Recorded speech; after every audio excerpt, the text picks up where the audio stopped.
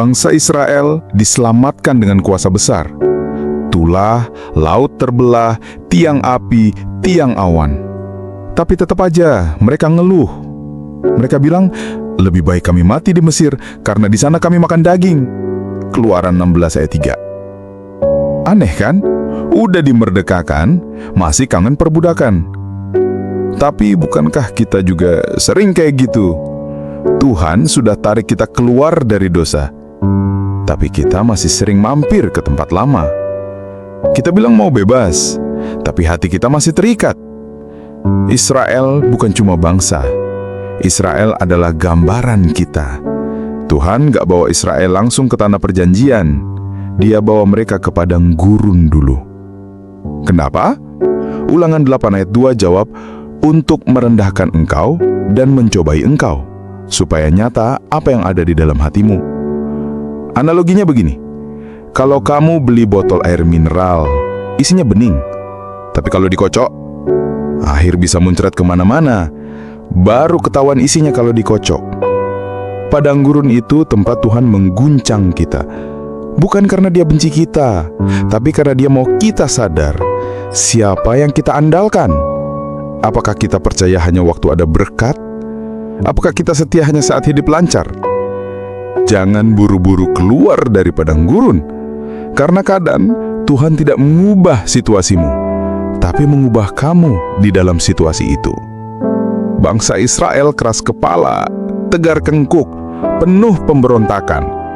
Mereka bangun patung anak lembu emas, padahal baru aja lihat gunung Sinai menyala api. Dan kita mikir, kok bisa sebodoh itu? Tapi, berapa kali kita juga ngerasain kehadiran Tuhan di retreat atau ibadah, tapi seminggu kemudian balik lagi ke dosa yang sama.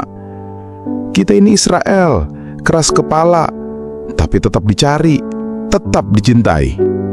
Yesaya 1 ayat 18 bilang, sekalipun dosamu merah seperti kirmizi, akan menjadi putih seperti salju. Tuhan gak cari kesempurnaan, Tuhan cari pertobatan. Dan selama kamu masih mau balik, kasih Tuhan lebih besar dari kesalahanmu. Generasi pertama Israel gagal masuk tanah perjanjian, bukan karena Tuhan gak setia, tapi karena mereka gak percaya. Ibrani 3 ayat 19 jelas bilang, demikianlah kita lihat bahwa mereka tidak dapat masuk oleh karena ketidakpercayaan mereka. Tanah perjanjian sama dengan destiny hidupmu. Tapi, kamu gak akan sampai ke sana dengan hati yang penuh ketakutan dan keraguan. Tuhan bukan hanya ingin selamatkan kamu dari Mesir, tapi juga ingin kamu masuk ke janjinya. Tapi itu butuh iman, itu butuh proses, dan itu butuh kamu bertahan walau belum ada jawaban.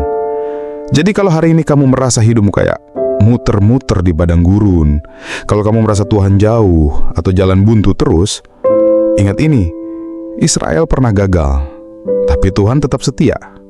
Kamu mungkin lelah, tapi Tuhan belum selesai. Jangan cuma jadi Kristen yang tahu kisah Israel.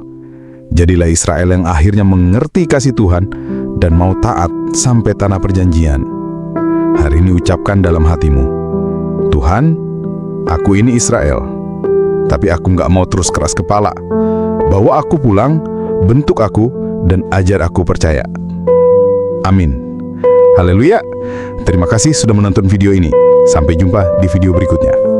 Saya Pak Gogo Sinaga, Tuhan menyertaimu.